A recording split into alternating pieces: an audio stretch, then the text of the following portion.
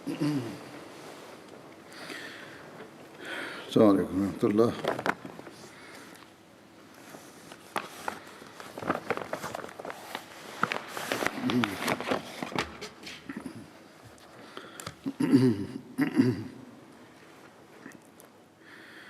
أشهد أن لا إله إلا الله وحده لا شريك له وأشهد أن محمدا عبده ورسوله أما بعد فأعوذ بالله من الشيطان الرجيم بسم الله الرحمن الرحيم الحمد لله رب العالمين الرحمن الرحيم مالك يوم الدين إياك نعبد وإياك نستعين اهدنا الصراط المستقيم صراط الذين أنعمت عليهم غير المغضوب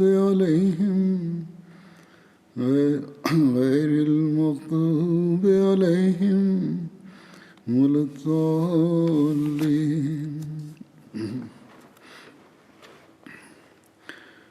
گزشتہ خطبے سے پچھلے خطبہ میں حضرت علی رضی اللہ تعالیٰ عنہ کا ورنن چل رہا تھا، آج بھی اسی سلسلے میں ورنن کروں گا۔ حضرت علی کی مواخات ارتھات بھائی بنانے کے بارے میں روایات میں ہے کہ آن حضرت صلی اللہ علیہ وسلم نے حضرت علی کو 2 اوسروں پر اپنا بھائی قرار دیا۔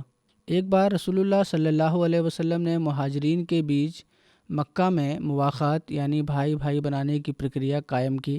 پھر آپ نے مہاجرین اور انصار کے بیچ مدینہ میں ہجرت کے بعد مواخات قائم فرمائی اور دونوں اوسروں پر علی سے فرمایا انت اخی فی الدنیا والآخرہ، کہ تم دنیا اور آخرت میں میرے بھائی ہو۔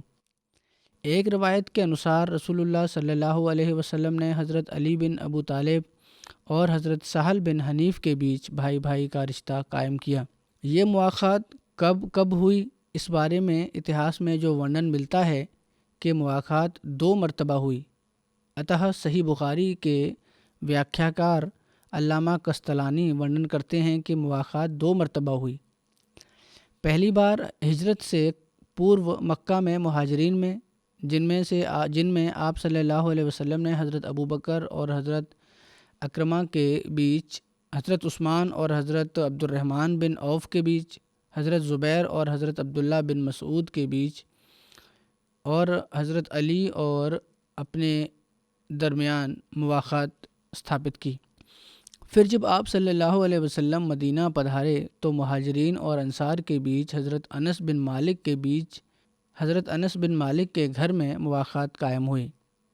ابن سعد ورنن کرتے ہیں کہ آپ صلی اللہ علیہ وسلم نے 100 صحابہ کے بیچ مواخات قائم فرمائی، یعنی 50 مہاجرین اور 50 انصار کے بیچ۔ حضرت علی غزوہ بدر یعنی جنگ بدر سمیت سمست جنگوں میں رسول اللہ صلی اللہ علیہ وسلم کے ساتھ سملت ہوئے، سوائے جنگ تبوک کے۔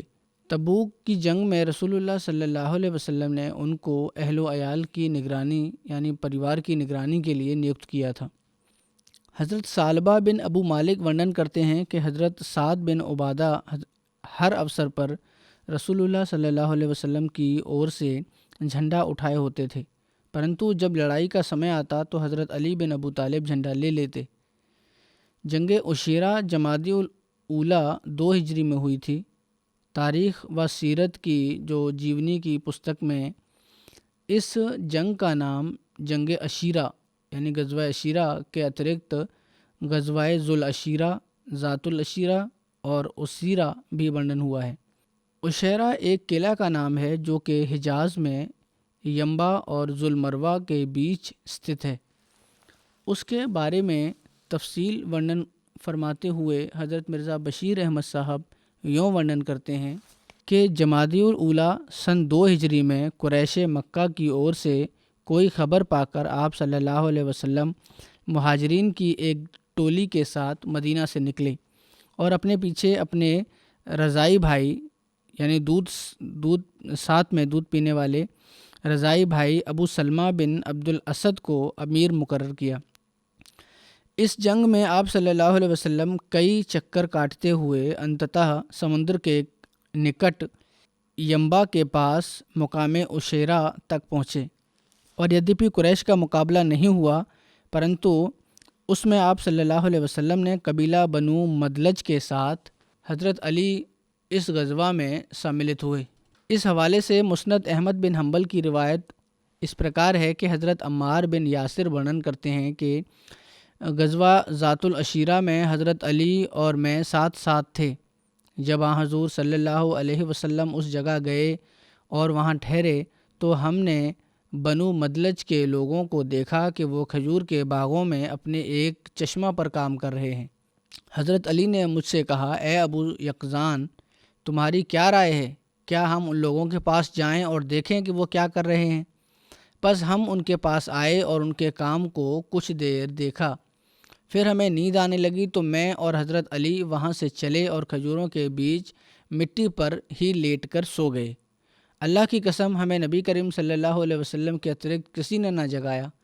آپ صلی اللہ علیہ وسلم نے ہمیں اپنے پاؤں کے اسپرش سے جگایا جبکہ ہمارے شریروں پر مٹی لگ چکی تھی۔ اس دن نبی کریم صلی اللہ علیہ وسلم نے حضرت علی کے شریر پر مٹی دیکھ کر فرمایا، اے ابو تراب۔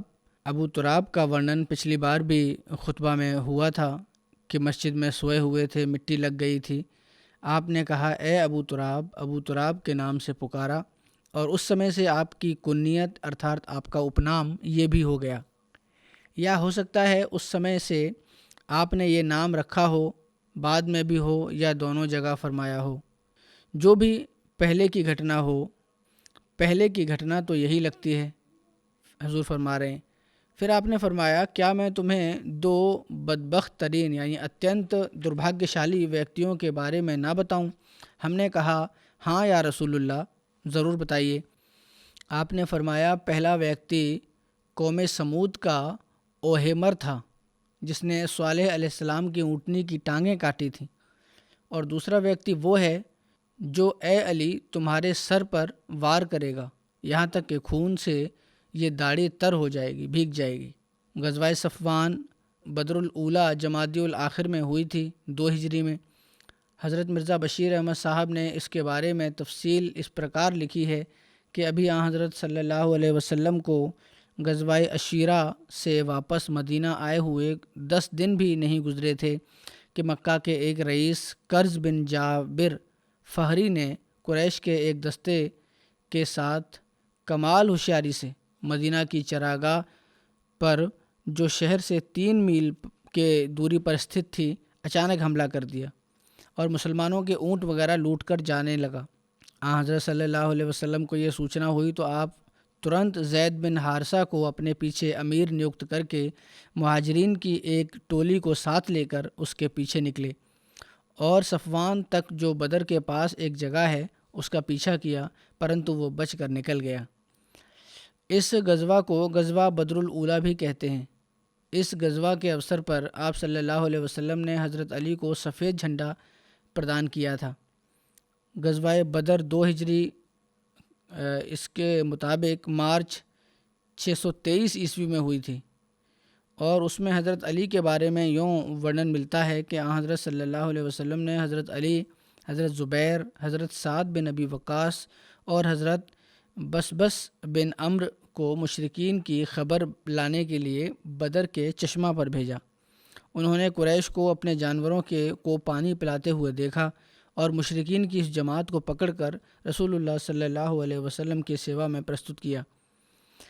جنگ بدر کے اوسر پر جب دونوں لشکر آمنے سامنے تھے تو سب سے پہلے ربیعہ کے دونوں بیٹے شیبہ عتبہ اور ولید بن عتبہ نکلے اور مقابلے کی دعوت دی، تو قبیلہ بنو حارث کے 3 انصاری معاذ اور معوذ اور عوف بن افراء کے بیٹے تھے، ان کی اور سے مقابلے کے لیے نکلے، مگر رسول اللہ صلی اللہ علیہ وسلم نے یہ ناپسند کیا کہ مسلمانوں اور مشرکین کے درمیان پہلی مٹبھیڑ میں انصار سملت ہوں، بلکہ آپ نے یہ پسند کیا کہ آپ کے چچا کی اولاد اور آپ کی قوم کے ذریعے سے یہ شوکت، یہ سوبھاگیہ دنیا کے سامنے پرکٹ ہو۔ پس آپ نے انصار کو آدیش دیا، وہ اپنی صفوں میں واپس آ گئے اور آپ نے ان کے لیے بھلائی کی دعا کی۔ پھر مشرکوں نے کہا، اے محمد صلی اللہ علیہ وسلم، ہماری اور مقابلے کے لیے ہماری قوم میں سے ہمارے برابری کے لوگ بھیجو۔ پس رسول اللہ صلی اللہ علیہ وسلم نے فرمایا، اے بنو ہاشم، اٹھو، اپنے حق کے لیے لڑو جس کے ساتھ اللہ نے تمہارے نبی کو اوترت کیا ہے، جبکہ وہ لوگ اپنے جھوٹ کے ساتھ آئے ہیں کہ وہ اللہ کے نور کو بجھا دیں۔ پس حضرت حمزہ بن ابو عبد المطلب، حضرت علی بن ابو طالب اور حضرت عبیدہ بن حارث کھڑے ہوئے اور ان کی اور بڑھے، تو عتبہ نے کہا، کچھ بولو تاکہ ہم تمہیں پہچان سکیں۔ خود پہنے ہوئے تھے، حضور فرما رہے ہیں، خود پہنے ہوئے تھے ان لوگوں نے جن کی وجہ سے چہرے چھپے ہوئے تھے۔ حضرت حمزہ نے کہا کہ میں حمزہ بن عبد المطلب، اللہ اور اس کے رسول صلی اللہ علیہ وسلم کا شیر ہوں۔ اس پر عتبہ نے کہا، اچھا مقابل ہے، اور میں وپکشیوں کا شیر ہوں، تیرے ساتھ ساتھ یہ دو کون ہیں؟ حضرت حمزہ نے کہا، علی بن ابو طالب اور عبیدہ بن حارث۔ عتبہ نے کہا، دونوں اچھے مقابلے والے ہیں۔ پھر اس نے یعنی عتبہ نے اپنے بیٹے سے کہا کہ اے ولید اٹھو۔ اتہ حضرت علی اس کے مقابلے کے لیے گئے اور ان دونوں میں تلوار چلنے لگی اور حضرت علی نے اسے قتل کر دیا۔ پھر عتبہ کھڑا ہوا اور اس کے مقابلے میں حضرت حمزہ نکلے، پھر ان دونوں کے بیچ تلوار چلی، پھر حضرت حمزہ نے اسے قتل کر دیا۔ پھر شیبہ کھڑا ہوا اور اس کے مقابلے پر حضرت عبیدہ بن حارث نکلے، جبکہ وہ حضرت عبیدہ کے اس دن رسول اللہ صلی اللہ علیہ وسلم کے صحابیوں میں سب سے زیادہ عمر والے تھے۔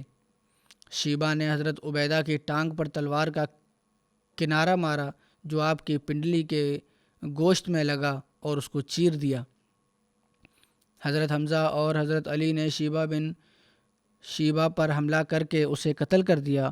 یہ روایت بڑا 2 سال ہوئے پہلے بھی ورنن ہوئی تھی، کچھ حصہ میں ورنن کر دیتا ہوں۔ ایک اور روایت ہے، اس کا ورنن اس پرکار ملتا ہے کہ جو حضرت علی بیان کرتے ہیں کہ عتبہ بن ربیعہ اور اس کے پیچھے اس کا بیٹا اور بھائی بھی نکلے اور پکار کر کہا کہ کون ہمارے مقابلے کے لیے آتا ہے؟ تو انصار کے کئی نوجوانوں نے اس کا اتر دیا۔ عتبہ نے پوچھا کہ تم کون ہو؟ انہوں نے بتا دیا کہ ہم انصار میں سے ہیں۔ عتبہ نے کہا کہ ہمیں تم سے کچھ لینا دینا نہیں ہے، ہم تو صرف اپنے چچا کے بیٹوں سے جنگ کا ارادہ رکھتے ہیں۔ نبی کریم صلی اللہ علیہ وسلم نے فرمایا، اے حمزہ اٹھو، اے علی کھڑے ہو جاؤ، اے عبیدہ بن حارث آگے بڑھو۔ حمزہ تو عتبہ کی طرف بڑھے اور حضرت علی کہتے ہیں کہ میں شیبہ کی اور بڑھا اور عبیدہ اور ولید کے درمیان جھڑپ ہوئی اور دونوں نے ایک دوسرے کو سخت زخمی کیا، اور پھر ہم ولید کی طرف ہم نے دھیان دیا اور اس کو مار ڈالا اور عبیدہ کو ہم میدان جنگ سے اٹھا کر لے آئے۔ حضرت علی رضی اللہ تعالیٰ عنہ جنگ بدر کے بارے میں ورنن کرتے ہیں کہ اس میں کفار کی سنکھیا مسلمانوں کی اپیکشا بہت ادھک تھی۔ رات بھر رسول اللہ صلی اللہ علیہ وسلم خدا کے حضور ونمرتا پورن دعاؤں اور گڑ گڑانے میں ویست رہے۔ جب کفار کا لشکر ہمارے نکٹ ہوا اور ہم ان کے سامنے پنکتی بدھ ہوئے تو اچانک ایک ویکتی پر نظر پڑی جو سرخ اونٹ پر سوار تھا اور لوگوں کے بیچ اس کی سواری چل رہی تھی۔ رسول اللہ صلی اللہ علیہ وسلم نے فرمایا، اے علی، حمزہ جو کفار کے نکٹ کھڑے ہیں انہیں پکار کر پوچھو کہ سرخ اونٹ والا کون ہے اور کیا کہہ رہا ہے۔ پھر حضور صلی اللہ علیہ وسلم نے فرمایا کہ اگر ان لوگوں میں سے کوئی ویکتی انہیں بھلائی کی نصیحت کر سکتا ہے تو وہ سرخ اونٹ والا ویکتی ہے۔ اتنی دیر میں حضرت حمزہ رضی اللہ تعالیٰ عنہ بھی آ گئے۔ انہوں نے آ کر بتایا کہ وہ عتبہ بن ربیعہ ہے جو کفار کو جنگ سے منع کر رہا ہے، جس کے اتر میں ابو جہل نے اسے کہا کہ تم بزدل ہو اور لڑائی سے ڈرتے ہو۔ عتبہ نے جوش میں آ کر کہا کہ آج دیکھتے ہیں کہ بزدل کون ہے۔ بہرحال پھر وہ جنگ میں سملت ہوا۔ حضور فرما رہے ہیں، حضرت علی سے روایت ہے کہ رسول اللہ صلی اللہ علیہ وسلم نے جنگ بدر کے اوسر پر میرے اور حضرت ابوبکر کے بارے میں فرمایا تم دونوں میں سے ایک کے دائیں اور حضرت جبریل ہیں اور دوسرے کے دائیں اور حضرت میکائیل ہیں، اور حضرت اسرافیل مہان فرشتہ ہے جو لڑائی کے سمے حاضر ہوتا ہے اور پنکتی میں ہوتا ہے۔ حضرت مرزا بشیر احمد صاحب جنگ بدر کا ورنن کرتے ہوئے لکھتے ہیں کہ حضرت علی کہتے ہیں کہ مجھے لڑتے ہوئے حضرت صلی اللہ علیہ وسلم کا وچار آتا تھا تو میں آپ کے سائبان کی اور بھاگ جاتا تھا، لیکن جب بھی میں گیا میں نے آپ کو سجدے میں گڑ گڑاتے ہوئے پایا، اور میں نے سنا کہ آپ کی زبان پر یہ شبد جاری تھے کہ یا حیو یا قیوم، یا حیو یا قیوم، اے خدا میرے زندہ خدا، اے میرے خدا زندگی بخش آقا۔ حضرت ابوبکر رضی اللہ تعالیٰ عنہ آپ کی اس حالت کو دیکھ کر بے چین ہوئے جاتے تھے اور کبھی کبھی نویدن کرتے کہ یا رسول اللہ میرے ماں باپ آپ پر فدا ہوں، آپ گھبرائیں نہیں، اللہ اپنے وعدے ضرور پورے کرے گا، مگر اس کے باوجود آپ کا برابر دعا میں لگے رہنا اور اس بھے میں تھے کہ اللہ تعالیٰ کے وعدے بھی بعض دفعہ مشروط ہوتے ہیں۔ حضرت فاطمہ سے شادی 2 ہجری میں ہوئی۔ حضرت علی نے رسول اللہ صلی اللہ علیہ وسلم کی سیوا میں حضرت فاطمہ سے نکاح کا نویدن کیا، جسے حضور صلی اللہ علیہ وسلم نے خوشی خوشی سویکار کر لیا۔ حضرت انس ورنن کرتے ہیں کہ حضرت ابوبکر اور پھر حضرت عمر دونوں نے نبی کریم صلی اللہ علیہ وسلم کی سیوا میں آ کر حضرت فاطمہ سے شادی کا نویدن کیا، لیکن رسول اللہ صلی اللہ علیہ وسلم خاموش رہے اور انہیں کوئی اتر نہیں دیا۔ حضرت علی ورنن کرتے ہیں کہ میں حضرت صلی اللہ علیہ وسلم کی سیوا میں اپستھت ہوا اور نویدن کیا کہ آپ حضرت فاطمہ کی شادی مجھ سے کریں گے۔ آپ نے فرمایا کیا تمہارے پاس مہر کے لیے کچھ ہے، یعنی حق مہر دینے کے لیے؟ میں نے نویدن کیا کہ میرا گھوڑا اور میری زرہ ہے۔ آپ نے فرمایا گھوڑا تو تمہارے لیے آوشک ہے، ہاں تم اپنی زرہ کو بیچ دو۔ اتہ میں نے اپنی زرہ کو 480 درہم میں بیچ کر حق مہر کی رقم کا پربند کیا۔ لوگ یہ کہتے ہیں کہ حق مہر رکھ لو، حضور فرما رہے ہیں لوگ یہ کہتے ہیں کہ حق مہر رکھ لو تو جو ہوگا دیکھا جائے گا، دے دیں گے۔ حضرت صلی اللہ علیہ وسلم نے فرمایا کہ حق مہر کے لیے پہلے انتظام کرو، اس کا مطلب یہ فوری حق ہے، یہ نہیں ہے کہ بعض لوگ مجھے لکھ دیتے ہیں کہ جب حق مہر عورتیں پہلے مانگ لیتی ہیں کبھی اور کہتے ہیں کہ حالانکہ ہم ہنسی خوشی رہ رہے ہیں، اگر وہ مانگ لیتی ہیں تو یہ ان کا حق ہے، یہ تو اسی سمے دینا چاہیے، اور اس سے پھر جھگڑے شروع ہو جاتے ہیں۔ ان کا کہنا ہوتا ہے کہ یہ سب تو طلاق خلا کے سمے ہونا چاہیے، حالانکہ اس کا طلاق اور خلا سے کوئی سمبند نہیں ہے حق مہر کا۔ بہرحال ایک روایت میں یہ ہے کہ حضرت علی نے زرہ حضرت عثمان کو بیچی، حضرت عثمان نے زرہ کی قیمت بھی ادا کر دی اور زرہ بھی واپس کر دی۔ حضرت علی کہتے ہیں کہ میں وہ رقم لے کر آیا اور نبی کریم صلی اللہ علیہ وسلم کی گود میں رکھ دی۔ آپ صلی اللہ علیہ وسلم نے اس میں سے مٹھی بھر بلال کو دیتے ہوئے فرمایا کہ اس سے کچھ خوشبو خرید لاؤ،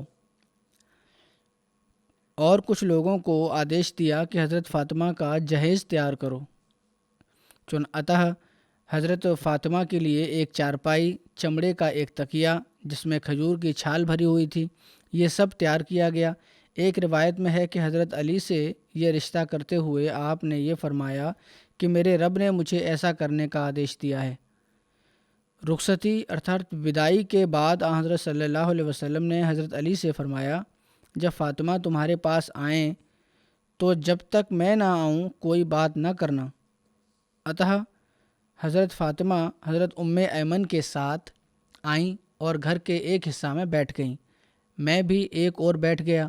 پھر رسول اللہ صلی اللہ علیہ وسلم آئے اور فرمایا کیا میرا بھائی یہاں ہے؟ ایمن نے کہا کہ آپ کا بھائی، اور آپ نے اپنی بیٹی کی شادی اس سے کی ہے؟ آپ نے فرمایا ہاں۔ آپ اندر تشریف لائے اور حضرت فاطمہ سے کہا میرے پاس پانی لاؤ، وہ اٹھیں۔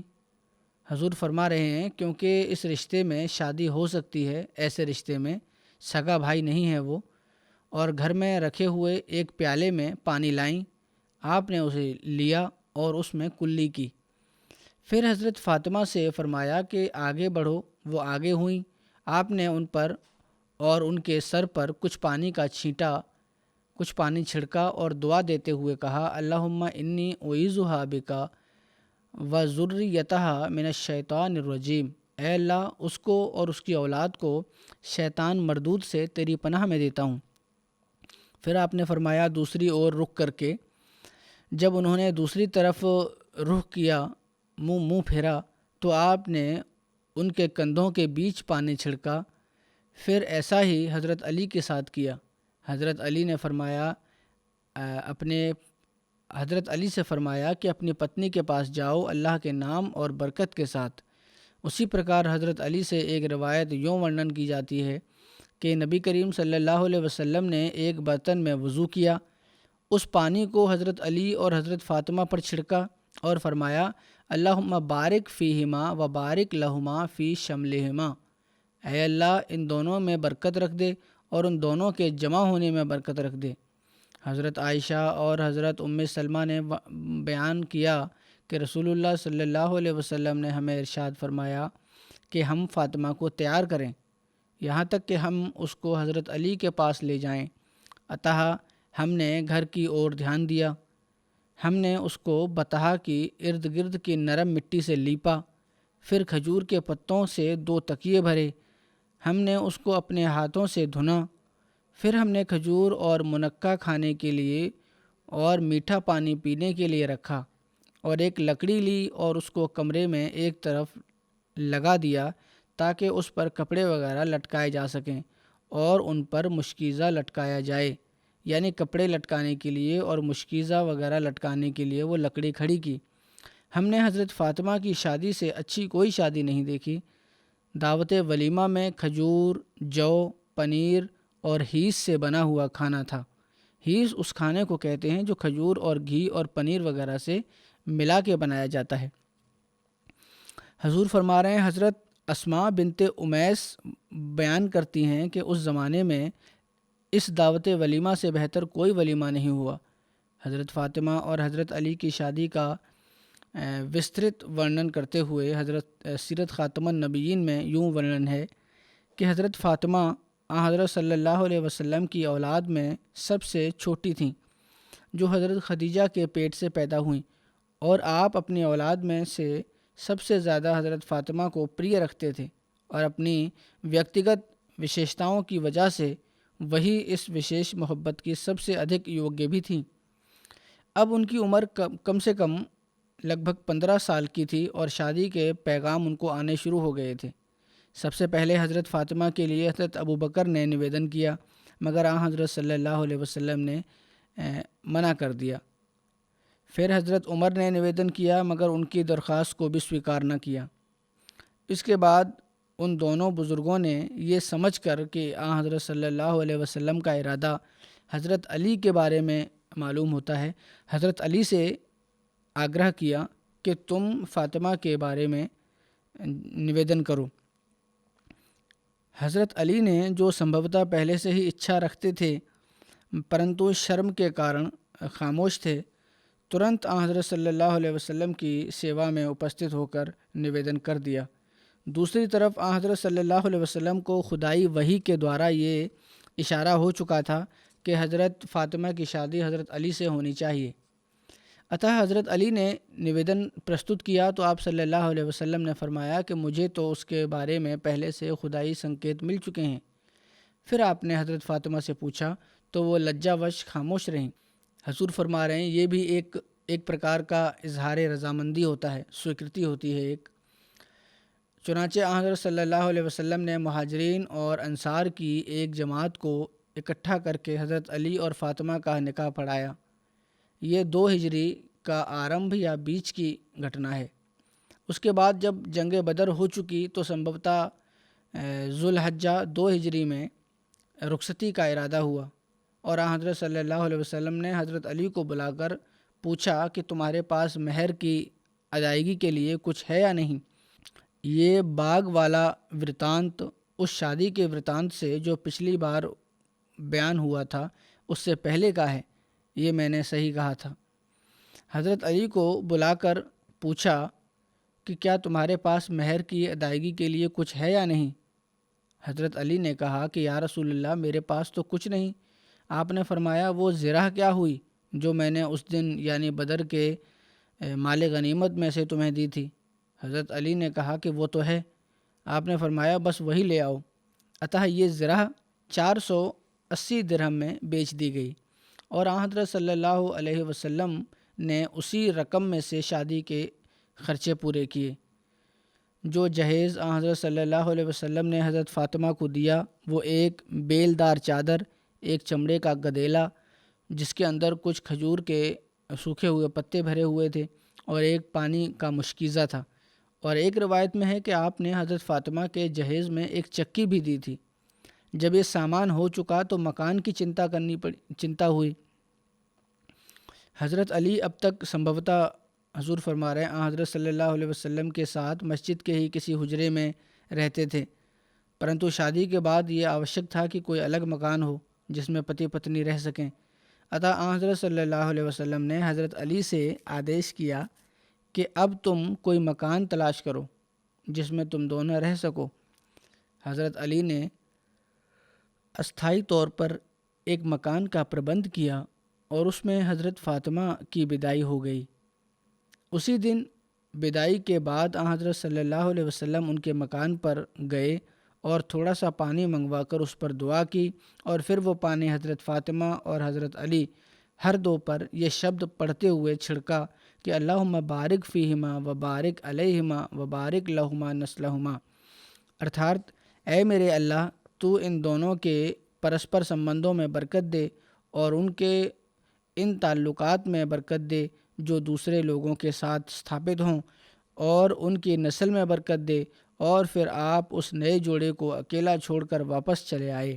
اس کے بعد جو ایک دن حضرت صلی اللہ علیہ وسلم حضرت فاطمہ کے گھر گئے تو حضرت فاطمہ نے حضرت صلی اللہ علیہ وسلم سے نویدن کیا کہ حارثہ بن نعمان انصاری کے پاس کچھ ایک مکان ہے، آپ ان سے کہہ دیں کہ وہ اپنا کوئی مکان خالی کر دیں۔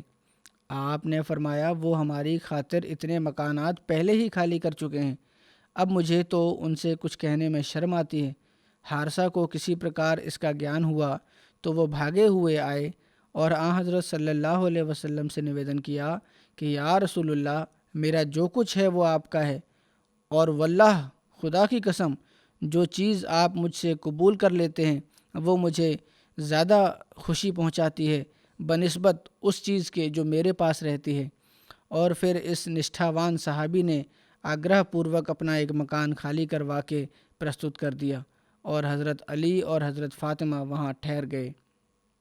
حضرت علی اور حضرت فاطمہ اپنی غریبی اور تنگ دستی کے باوجود صبر کے ساتھ خوشی سے گزارا کرنے کا نمونہ دکھایا کرتے تھے۔ اتہ احادیث میں ورنن ہے کہ حضرت علی نے بیان کیا کہ حضرت فاطمہ نے چکی چلانے سے اپنے ہاتھ میں تکلیف کی شکایت کی، اور نبی صلی اللہ علیہ وسلم کے پاس کچھ قیدی آئے تو وہ حضور صلی اللہ علیہ وسلم کی پاس گئیں اور آپ کو نہ پایا۔ آپ یعنی حضرت فاطمہ حضرت عائشہ سے ملی اور ان کو بتایا کہ کس کام سے میں آئی ہوں۔ جب نبی صلی اللہ علیہ وسلم تشریف لائے تو حضرت عائشہ نے حضرت فاطمہ کے بارے میں حضرت فاطمہ کے اپنے یہاں آنے کا بتایا۔ حضرت علی کہتے ہیں کہ نبی کریم صلی اللہ علیہ وسلم ہمارے پاس آئے جب کہ ہم اپنے بستروں پر لیٹ چکے تھے۔ ہم کھڑے ہونے لگے تو آپ نے فرمایا کہ اپنی جگہوں پر ٹھہرے رہو۔ پھر آپ ہمارے بیچ بیٹھ گئے، یہاں تک کہ میں نے آپ کے قدموں کی ٹھنڈک اپنے سینے پر محسوس کی۔ آپ نے فرمایا کیا میں تم دونوں کو اس سے بہتر بات نہ بتاؤں؟ جو تم نے مانگا ہے وہ یہ ہے کہ جب تم دونوں اپنے بستروں پر لیٹو تو 34 بار اللہ اکبر کہو، 33 بار سبحان اللہ کہو، اور 33 بار اللہ اکبر الحمدللہ کہو۔ یہ تم دونوں کے لیے نوکر سے زیادہ بہتر ہے۔ حضرت ابو ہریرہ سے روایت ہے کہ حضرت فاطمہ نبی کریم صلی اللہ علیہ وسلم کی سیوا میں آپ سے نوکر مانگنے کے لیے اپستت ہوئیں اور کام کی شکایت کی تو آپ نے فرمایا تم اس سیوک کو ہمارے پاس نہیں پاؤ گی، یعنی اس طرح تمہیں کوئی سیوک مجھ سے نہیں ملے گا۔ آپ نہیں دینا چاہتے تھے، حالانکہ حق بنتا تھا حضرت علی کا بھی، مال غنیمت میں سے، لیکن آپ نے نہیں دیا۔ آپ نے فرمایا کیا میں تجھے ایسی بات نہ بتاؤں جو تیرے لیے نوکر سے بہتر ہے؟ تم اپنے بستر پر جاتے ہوئے 33 بار سبحان اللہ کہو، 33 بار الحمدللہ کہو اور 34 بار اللہ اکبر کہو۔ صحیح مسلم کی یہ روایت ہے۔ حضور فرما رہے ہیں، حضرت مسلم معود رضی اللہ تعالیٰ عنہ حضرت صلی اللہ علیہ وسلم کی سیرت جیونی ورنن کرتے ہوئے اس گھٹنا کا یوں الیخ کرتے ہیں۔ پہلے بخاری کا حوالے سے بیان فرمایا، جو یہ حدیث ہے کہ حضرت فاطمہ رضی اللہ عنہا نے شکایت کی کہ چکی پیسنے سے انہیں تکلیف ہوتی ہے۔ اسی دوران حضرت صلی اللہ علیہ وسلم کے پاس کچھ غلام آئے۔ آپ حضرت صلی اللہ علیہ وسلم کے پاس گئیں لیکن آپ کو گھر پر نہ پایا، اس لیے حضرت عائشہ رضی اللہ تعالیٰ عنہا کو اپنے آنے کا کارن بتا کر اپنے گھر لوٹ آئیں۔ جب حضرت صلی اللہ علیہ وسلم گھر پر آئے تو حضرت عائشہ نے جناب صلی اللہ علیہ وسلم کو حضرت فاطمہ کے آنے کے بارے میں بتایا، جس پر آپ صلی اللہ علیہ وسلم ہمارے پاس آئے اور ہم اپنے بستروں پر لیٹ چکے تھے۔ میں نے آپ کو آتے دیکھ کر چاہا کہ اٹھوں، مگر حضرت صلی اللہ علیہ وسلم نے فرمایا کہ اپنی جگہ لیٹی رہو۔ پھر ہم دونوں کے بیچ آ کر بیٹھ گئے، یہاں تک کہ آپ کے قدموں کی خنکی میرے سینے پر محسوس ہونے لگی۔ جب آپ بیٹھ گئے تو آپ نے فرمایا کہ میں تمہیں کوئی ایسی بات نہ بتاؤں جو اس چیز سے جس کا تم نے سوال کیا ہے بہتر ہے، اور وہ یہ ہے کہ جب تم اپنے بستروں پر لیٹ جاؤ تو 34 بار تکبیر کہو یعنی اللہ اکبر، 33 بار سبحان اللہ کہو اور 33 بار الحمدللہ کہو، اتہ یہ تمہارے لیے سیوک سے اچھا ہوگا۔ حضرت مسلم معود رضی اللہ تعالیٰ عنہ لکھتے ہیں کہ اس گھٹنا سے معلوم ہوتا ہے کہ حضرت صلی اللہ علیہ وسلم مال کو وترت کرنے میں کتنے سترک تھے، کہ باوجود اس کے کہ حضرت فاطمہ کو ایک سیوک کی، ایک نوکر کی آوشکتا تھی اور چکی پیسنے سے آپ کے ہاتھوں کو تکلیف ہوتی تھی، پرنتو پھر بھی آپ نے ان کو سیوک یعنی نوکر نہ دیا، بلکہ دعا کی اور تحریک کی اور اللہ تعالیٰ کی اور دھیان دلایا۔ آپ اگر چاہتے تو حضرت فاطمہ کو نوکر دے سکتے تھے، کیونکہ جو مال تقسیم کرنے کے لیے آپ صلی اللہ علیہ وسلم کے پاس آتے تھے وہ بھی صحابہ کے بیچ تقسیم کرنے کے لیے آتے تھے، اور حضرت علی کا بھی ان میں حق ہو سکتا تھا اور حضرت فاطمہ بھی اس کی حقدار تھیں، لیکن آپ صلی اللہ علیہ وسلم نے احتیاط سے کام لیا اور یہ نہ چاہا کہ ان مالوں میں سے اپنے عزیزوں، اپنے پیاروں اور اپنے رشتہ داروں کو دے دیں، کیونکہ سمبھو تھا کہ اس سے آئندہ لوگ کچھ کا کچھ پرینام نکالتے اور بادشاہ اپنے لیے لوگوں کے مال کو جائز سمجھ لیتے۔ اتہ احتیاط کے طور پر آپ نے حضرت فاطمہ کو ان غلاموں اور لونڈیوں میں سے جو آپ کے پاس اس وقت تقسیم کرنے کے لیے آئیں کوئی نہ دیا۔ اس جگہ یہ بھی یاد رکھنا چاہیے کہ ان مالوں میں آپ کا اور آپ کے رشتہ داروں کا خدا تعالیٰ نے حصہ نکت کیا تھا، ان سے آپ خرچ فرما لیتے تھے اور اپنے سمبندیوں کو بھی دیتے تھے۔ ہاں، جب تک کوئی چیز آپ کے حصے میں نہ آئے اسے بالکل بھی خرچ نہ کرتے اور اپنے عزیز سے عزیز، پیارے سے پیارے رشتہ داروں کو بھی نہ دیتے۔ کیا دنیا کسی بادشاہ کی مثال پرستت کر سکتی ہے جو بیت المال کا ایسا سنرکشک ہو؟ اگر کوئی ادھارن مل سکتا ہے تو صرف اسی پاک وجود کے سیوکوں میں سے، ورنہ دوسرے دھرموں میں اس کا ادھارن پرستت نہیں کر سکتے۔ حضرت علی بن ابو طالب نے فرمایا کہ رسول اللہ صلی اللہ علیہ وسلم ایک رات ان کے اور اپنی بیٹی حضرت فاطمہ کے پاس ملنے آئے اور فرمایا کیا تم دونوں نماز نہیں پڑھتے؟ تو میں نے نویدن کیا یا رسول اللہ صلی اللہ علیہ وسلم، ہماری جانیں اللہ کے ہاتھ میں ہیں، وہ جب چاہے کہ ہمیں اٹھائے تو ہمیں اٹھاتا ہے۔ آپ صلی اللہ علیہ وسلم نے مجھے اس کا کوئی اتر نہ دیا اور واپس چلے گئے۔ یعنی کہ نماز تہجد اگر نہیں پڑھتے، نماز سے مراد تہجد تھی۔ حضور فرما رہے ہیں تہجد کے وقت اگر ہماری آنکھ نہیں کھلتی تو یہ اللہ کی مرضی ہے، اللہ تعالیٰ اگر چاہے تو ہمیں اٹھا دے اور جب اٹھا دیتا ہے تو ہم پڑھ لیتے ہیں۔ حضرت صلی اللہ علیہ وسلم نے کوئی بحث نہیں کی اور واپس چلے گئے۔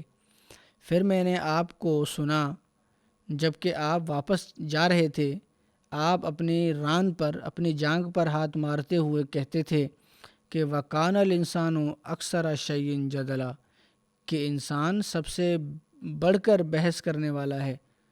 حضرت مسلم موعود اس گھٹنا کو ورنن کرتے ہوئے فرماتے ہیں، ایک بار آپ رات اپنے داماد حضرت علی اور اپنی بیٹی حضرت فاطمہ کے گھر پر گئے اور فرمایا کیا تو تہجد پڑھا کرتے ہو، یعنی وہ نماز جو آدھی رات کے قریب اٹھ کر پڑھی جاتی ہے۔ حضرت علی نے کہا یا رسول اللہ، پڑھنے کی کوشش تو کرتے ہیں، لیکن جب خدا تعالیٰ کی اچھا کے انوسار کسی وقت ہماری آنکھ بند رہتی ہے تو پھر تہجد رہ جاتی ہے۔ آپ نے فرمایا تہجد پڑھا کرو، اور اٹھ کر اپنے گھر کی طرف چل پڑے اور راستے میں بار بار کہتے جاتے تھے وَقَانَ الْإِنسَانُ أَكْثَرَ شَيْءٍ جَدَلًا۔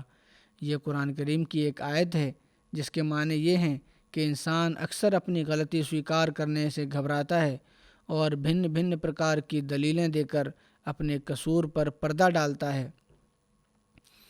بھاوارتھ یہ تھا کہ بجائے اس کے کہ حضرت علی اور حضرت فاطمہ یہ کہتے کہ ہم سے کبھی کبھی غلطی بھی ہو جاتی ہے، انہوں نے یہ کیوں کہا کہ جب خدا تعالیٰ کی اچھا ہوتی ہے کہ ہم نہ جاگیں تو ہم سوئے رہتے ہیں، اور اپنی غلطی کو خدا تعالیٰ کی اور سمبدھ کر دیا، منسوب کیا۔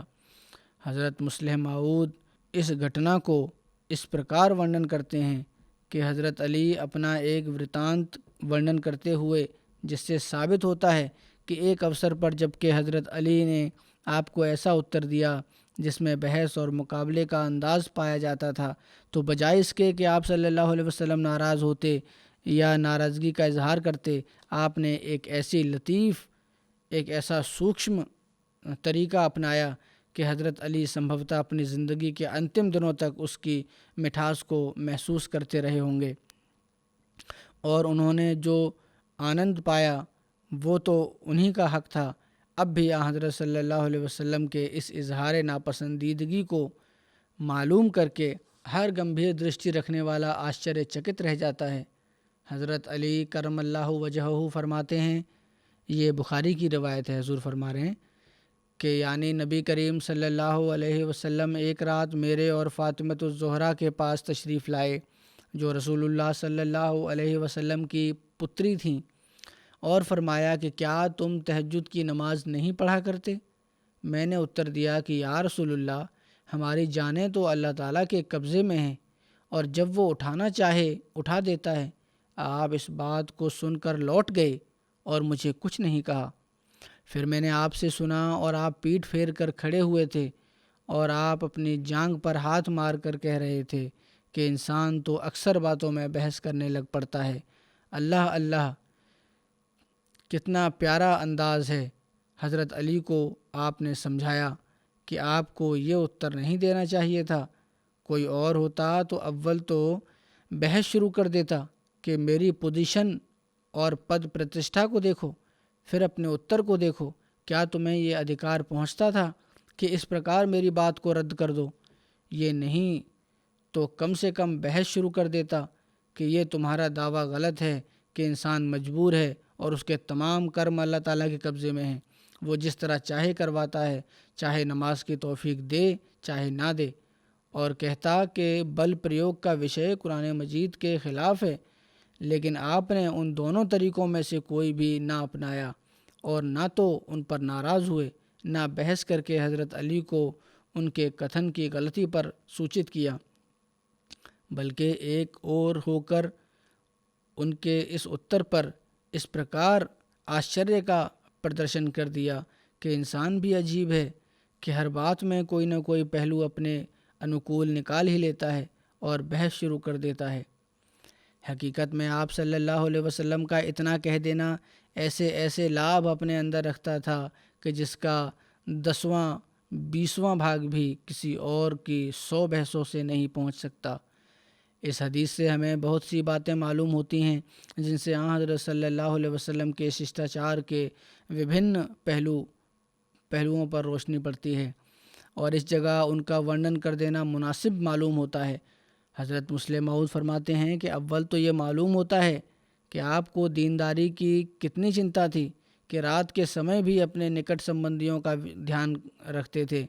بہت لوگ ہوتے ہیں کہ سوئم تو نیک ہوتے ہیں، لوگوں کو بھی نیکی کی شکشا دیتے ہیں، پرنتو ان کے گھر کا حال خراب ہوتا ہے اور ان میں یہ مادہ، یہ تتو نہیں ہوتا کہ اپنے گھر کے لوگوں کی بھی اصلاح اور سدھار کریں۔ اور انہی لوگوں کے بارے میں یہ کتھن پرسدھ ہے کہ چراغ تلے اندھیرا، ارتھات جس پرکار چراغ اپنے آس پاس تمام چیزوں کو پرکاشمان کر دیتا ہے لیکن سوئم اس کے نیچے اندھیرا ہوتا ہے، اسی پرکار یہ لوگ بھی دوسروں کو تو نصیحت کرتے ہیں پرنتو اپنے گھر کی فکر نہیں کرتے کہ ہماری روشنی سے ہمارے اپنے گھر کے لوگ کیا لابھ اٹھا رہے ہیں۔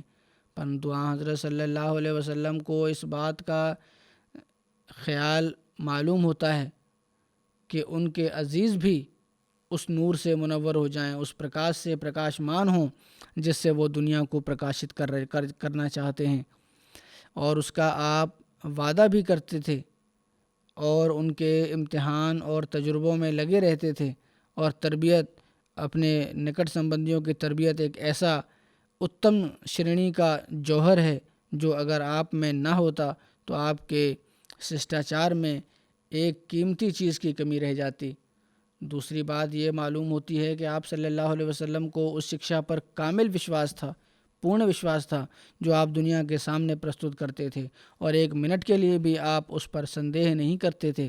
اور جیسا کہ لوگ اعتراض کرتے ہیں کہ نعوذ باللہ دنیا کو الو بنانے کے لیے اور اپنی حکومت جمانے کے لیے آپ نے یہ سب کارخانہ بنایا تھا ورنہ آپ کو کوئی وحی نہیں آتی تھی، یہ بات نہ تھی، بلکہ آپ کو اپنے رسول اور خدا کے مامور ہونے پر، آپ کو اپنے رسول اور خدا تعالیٰ کی اور سے مامور ہونے پر ایسا ہاردک وشواس پراپت تھا جس کا ادھارن دنیا میں نہیں ملتا، کیونکہ سمبھو ہے کہ لوگوں میں اب آپ بناوٹ سے کام لے کر اپنی سچائی کو ثابت کرتے ہوں، لیکن یہ خیال نہیں کیا جا سکتا کہ رات کے وقت ایک ویکتی وشیش طور پر اپنی بیٹی اور داماد کے پاس جائے اور ان سے پوچھے کہ کیا وہ اس عبادت کو بھی کرتے ہیں جو اس نے فرض نہیں کی، بلکہ اس کا ادا کرنا مومنوں کے اپنے حالات پر چھوڑ دیا ہے، اور جو آدھی رات کے وقت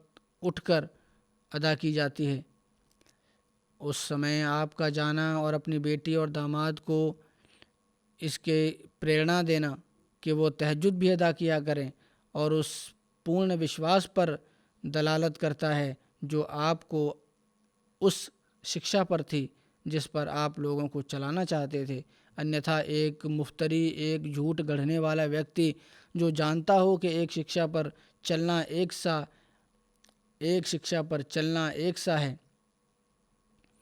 اور اپنی اولاد کو ایسے چھپے ہوئے سمے میں، گپت سمے میں اس شکشا کا پالن کرنے کی نصیحت نہیں کر سکتا، ارتھات شکشا پر چلنا نسندیہ ایک بات ہے، لیکن گپت روپ سے شکشا دینا تو نہیں کر سکتا۔ وہ یہ اسی سمے ہو سکتا ہے جب ایک آدمی کے دل میں وشواس ہو کہ اس شکشا پر چلے بغیر کمالات پراپت نہیں ہو سکتے، یعنی کہ شکشا پر چلنا یا نہ چلنا ایک جیسا ہے، لیکن رات کے سمے گپت روپ سے نصیحت کرنا یہ اسی سمے ہو سکتا ہے جب وشواس ہو کہ شکشا جو ہے اس پر چلے بغیر انسان دھرم کے اتم سطر تک نہیں پہنچ سکتا۔ تیسری بات وہی ہے جس کے ثابت کرنے کے لیے میں نے یہ گھٹنا کا ورنن کیا ہے کہ حضرت صلی اللہ علیہ وسلم ہر ایک بات کے سمجھانے کے لیے اتینت صبر اور دھیرے سے کام لیا کرتے تھے، اور بجائے لڑنے کے محبت اور پیار سے کسی کو اس کی غلطی پر، اس کی کمزوری پر آگاہ کرتے تھے۔ اتہ اس اوسر پر حضرت علی نے آپ کے سوال کو اس پرکار رد کرنا چاہا کہ جب ہم سو جائیں تو ہمارا وش نہیں چلتا کہ ہم جاگیں، کیونکہ سویا ہوا ویکتی اپنے آپ پر قابو نہیں رکھ سکتا۔ جب وہ سو گیا تو اب اسے کیا خبر ہے کہ فلاں سمے آ گیا، اب میں فلاں کام کر لوں۔ اللہ تعالیٰ آنکھ کھول دے تو نماز ادا کر لیتے ہیں، انیتھا مجبوری ہوتی ہے کیونکہ اس سمے الارم کی گھڑیاں نہ تھیں۔ اس بات کو سن کر حضرت صلی اللہ علیہ وسلم کو آشچریہ ہونا ہی تھا، کیونکہ آپ صلی اللہ علیہ وسلم کے دل میں جو ایمان تھا وہ کبھی آپ کو ایسا غافل اور لاپرواہ نہ ہونے دیتا تھا کہ تہجد کا سمے گزر جائے اور آپ کو خبر نہ ہو۔ اس لیے آپ نے دوسری اور منہ کر کے کیول یہ کہہ دیا کہ انسان بات مانتا نہیں، جھگڑتا ہے۔ یعنی تم کو آئندہ کے لیے کوشش کرنی چاہیے تھی کہ سمے ویرتھ نہ ہو، نہ کہ اس طرح ٹالنا چاہیے تھا۔ عطا حضرت علی کرم اللہ وجہہ فرماتے ہیں کہ میں نے پھر کبھی تہجد میں لاپرواہی نہیں کی، ناگا نہیں کیا۔ یہ ابھی ورنن چل رہا ہے، آئندہ بھی ہوگا انشاءاللہ تعالی۔ آج کل جو پاکستان میں حالات ہیں، حضور فرما رہے ہیں، آج کل جو پاکستان میں حالات ہیں وہ بہت زیادہ خراب ہوتے چلے جا رہے ہیں۔ کچھ سرکاری ادھیکاری مولوی کے پیچھے چل کر اور ان کے ساتھ گٹھ جوڑ کر کے ہمیں جس سیما تک نقصان پہنچا سکتے ہیں پہنچانے کا پریتن کر رہے ہیں۔ اس لیے وشیش روپ سے دعائیں کریں، اور ربوہ کے احمدی بھی، پاکستان کے دوسرے شہروں میں بسنے والے احمدی بھی، ہر جگہ اللہ تعالیٰ ان کو اپنی حفاظت میں رکھے، ان کے شڑینتروں سے سرکشت رکھے، اور ان کے منصوبے جو اتنت بھیانک منصوبے اور خطرناک منصوبے ہیں ان سے بچا کے رکھے، اور ان لوگوں کی اب پکڑ کے جلدی سامان کرے۔ حضور فرما رہے ہیں اب کچھ جنازہ غائب بھی پڑھاؤں گا، ان کے بارے میں کچھ ورنن کر دیتا ہوں سنکشپت روپ سے۔ پہلا ورنن ہے مکرم کمانڈر چودھری محمد اسلم صاحب کا، جو کینیڈا کے تھے۔ 2 نومبر 2020 کو ان کا دیہانت ہوا، انا للہ و انا الیہ راجعون۔ کمانڈر صاحب 1929 میں پیدا ہوئے۔ گجرانوالہ سے انہوں نے میٹرک کی فرسٹ پوزیشن لی، پھر Taleem ul-Islam college, F C college government سے ایف ایس سی کی، گورنمنٹ کالج لاہور سے بی ایس سی کی، پنجاب یونیورسٹی میں ڈاکٹر عبدالسلام کی سرپرستی میں فزکس میں ایم ایس سی کرنے کا سوبھاگیہ ملا۔ 1948 میں فرقان فورس میں بھرتی ہو کر آزاد کشمیر میں تعینات ہوئے، جہاں انہیں مجاہد کشمیر کے سرٹیفکیٹ اور آزادی کشمیر کے تمغے سے نوازا گیا۔ 1955 میں مرحوم پاکستان نیوی میں بھرتی ہوئے، جہاں انہیں پاکستان نیول اکیڈمی میں بطور ڈائریکٹر اور اسٹڈیز کوہارٹ میں deputy president of inter services selection board, naval headquarter Islamabad میں بطور deputy director naval educational services آدि اچ پدوں پر سیوا کا اوسر ملا۔ مرحوم موصوف کو ایجوکیشنل سیکٹر میں نیوی کے نئے اسکول اور کالجز کھولنے کی منصوبہ بندی کرنے کی بھی، اور ساتھ ہی بحریہ یونیورسٹی کی استھاپنا میں بنیادی کردار ادا کرنے کا سوبھاگیہ ملا۔ حضور فرما رہے ہیں پاکستان نیوی سے ریٹائر ہونے کے بعد کینیڈا تشریف لے گئے اور 1 سال مشن ہاؤس ٹورنٹو میں وقف عارضی کی۔ اس کے بعد 1993 میں ریٹائرمنٹ کے بعد وقف کی درخواست کی، جسے حضرت خلیفۃ المسیح الرابع نے سویکار کیا، اور ان کی سیوا جو ہیں جماعت کی بھی یہ 28 سالوں پر پھیلی ہوئی ہیں۔ اس دوران مرحوم کو بطور سیکریٹری جائیداد، سیکریٹری رشتہ ناطہ، ایڈیشنل سیکریٹری مشن ہاؤس اور معاون ہومیوپیتھی کلینک آدی کے سیواؤں کا اوسر ملا۔ مرحوم اتینت ونمر، نرمی سے بات کرنے والے اور سد سوبھاؤ کے مالک تھے۔ ہر کسی سے پریم پوروک ویوہار کرتے تھے، نمازوں کی پابندی کرنے والے، خلافت کے ساتھ بہت محبت اور تعلق رکھنے والے۔ زندگی وقف کرنے کے بعد اپنا ہر لمحہ جماعت کی سیوا میں گزارنے کی بھرپور انہوں نے کوشش کی ہے۔ پچھلے کچھ سمے سے بہت بیمار تھے، پھر بھی جب بھی طبیعت سنبھلتی فوراً مشن ہاؤس آ جاتے اور آخر دم تک سیوا دھرم کی سیوا میں سرگرم رہے۔ پریوار میں ان کی پتنی اور 3 بیٹے ہیں۔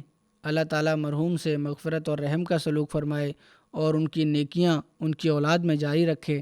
ان کی بہو جو ہیں نصرت جہاں کہتی ہیں کہ اتینت شفیق، بہت ہی پریم کرنے والے، نرم سوبھاؤ، نیک ویکتی تھے، اتینت ایمانداری سے وقف کو نبھایا، ایک آئیڈیل پتی تھے اور ایک باپ تھے۔ دیہانت سے پورو اپنے بچوں کو نصیحت کرتے رہے کہ جماعت اور خدا سے تعلق اور نمازوں میں باقاعدگی بہت ضروری ہے، اور ساری عمر خود بھی تہجد اور نمازوں کو باقاعدگی سے ادا کرتے رہے۔ دوسرا جنازہ ہے محترم شاہینہ قمر صاحبہ، جو قمر احمد شفیق صاحب ڈرائیور نظارت الیاء کی پتنی ہیں۔ یہ شاہینہ قمر صاحبہ ان کے بیٹے عزیز سمر احمد قمر 12 نومبر 2020 کو دوپہر 1:15 بجے ایک روڈ ایکسیڈنٹ میں ان کا دیہانت ہو گیا۔ انا للہ و انا الیہ راجعون۔ دیہانت کے سمے محترمہ کی آیو 38 سال تھی اور پریہ سمر احمد قمر کی آیو 17 سال تھی۔ اب شاہینہ قمر صاحبہ نے اپنے پتی اور 2 بیٹوں اور 1 بیٹے کے اترکت 3 بھائی بھی پیچھے چھوڑے ہیں۔ ان کی بیٹی شاہینہ قمر کہتی ہیں کہ میری ماں بہت نیک خاتون تھیں، مجھے ہر وقت نیکیوں کی اور پریرنا دیتی رہتی تھیں، سوئم بھی ہمیشہ نیکیوں میں پہل کرتی تھیں اور ہر بات مجھ سے شیئر کرتی تھیں۔ میری بہت اچھی دوست تھیں، کہا کرتی تھیں کہ ماشاءاللہ جماعت کے کاموں سے انہیں بہت لگاؤ تھا، اپنی ساری باتیں مجھے بتایا کرتی تھیں۔ اور دوسری بات یہ خصوصی ورنن کی ہے کہ ماشاءاللہ انہیں جماعت کے کاموں سے بہت لگاؤ تھا اور سیوا کو ہر سمے تیار رہتی تھیں، اور باوجود کم شکشت ہونے کے ان کے پتی نے بھی لکھا ہے کہ باوجود کم شکشا کے گھر کو بھی بڑی اچھی طرح سنبھالا اور بچوں کو بھی بڑی اچھی تربیت کی ہے۔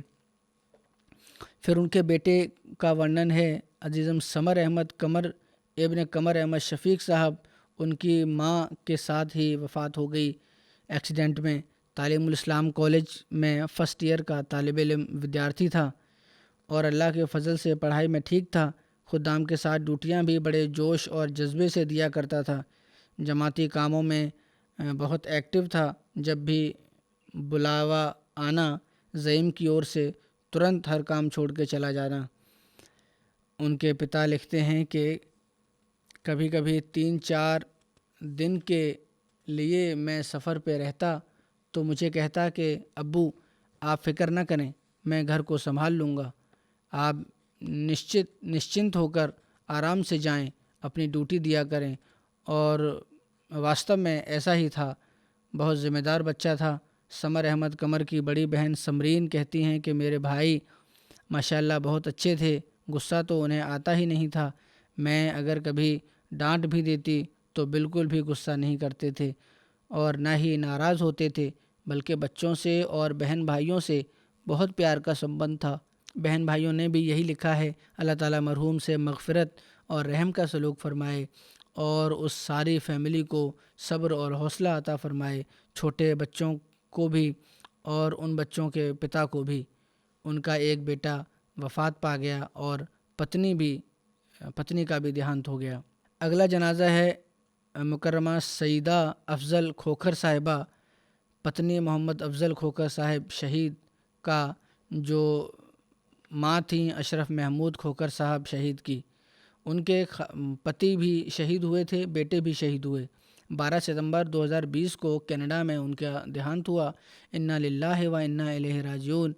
حضور فرما رہے ہیں میاں اور بیٹے کی شہادت کے بعد آپ کو بہت کٹھن حالات کا سامنا کرنا پڑا، لیکن آپ نے ہر مشکل کو بہت صبر اور حوصلے کے ساتھ مقابلہ کیا، بہت سہنشیلتا کے ساتھ زندگی گزاری، کبھی کوئی شکوہ زبان پر نہ لایا۔ 3 بچیوں کی شادیاں کیں۔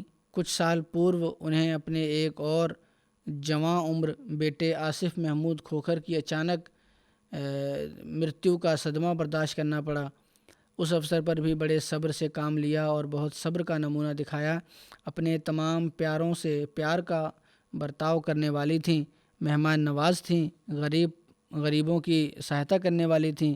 خلافت کے ساتھ محبت اور عقیدت اور سمان کا پیار کا تعلق تھا۔ جماعتی تحریکوں میں بڑھ چڑھ کر حصہ لیتی تھیں۔ ساری زندگی اپنے ماتا پتا، شہید پتی اور اپنے بیٹے اور پتی اور خاندان کے انیہ بزرگوں کے نام پر صدقہ اور خیرات کرتی رہیں۔ آپ کے پتا مکرم مرزا فضل کریم صاحب اور صغرا بیگم صاحبہ اسلام اور احمدیت کے شیدائیوں میں سے، دیوانوں میں سے ہیں۔ آپ محترم مرزا مجیب احمد صاحب، مرزا فضل الرحمان صاحب ایسٹ لنڈن کی سب سے بڑی بہن تھیں۔ مبارک کھوکھر صاحب آف لاہور کی بڑی بھاوجہ تھیں۔ مبارک صدیقی صاحب کی بڑی خالہ تھیں۔ مرحومہ اللہ تعالیٰ کے فضل سے موسیہ تھیں۔ پریوار میں ایک بیٹا مکرم بلال احمد کھوکھر صاحب اور 3 بیٹیاں طیبہ قریشی، طاہرہ ماجد اور سمینہ کھوکھر چھوڑی ہیں۔ اللہ تعالیٰ مرحومہ کے درجات بلند کرے، ان کی مغفرت فرمائے اور رحم کا سلوک فرمائے، اور ان بچوں کو بھی اپنی ماں کی نیکیوں کو جاری رکھنے کی توفیق عطا فرمائے۔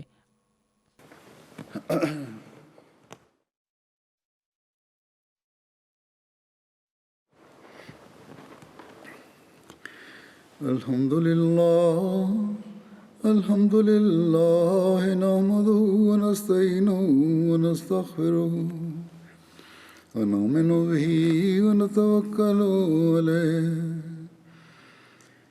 ونعوذ بالله من شرور أنفسنا ومن سيئات أعمالنا من يهده الله فلا مضل له ومن يضلله فلا هادي له ونشهد أن لا إله إلا الله ونشهد أن محمدا عبده ورسوله عباد الله رحمكم الله إن الله يأمر بالعدل والإحسان وإيتاء ذي القربى وينهى عن الفحشاء والمنكر والبغي يعظكم لعلكم تذكرون اذكروا الله يذكركم وادعوه يستجب لكم ولذكر الله أكبر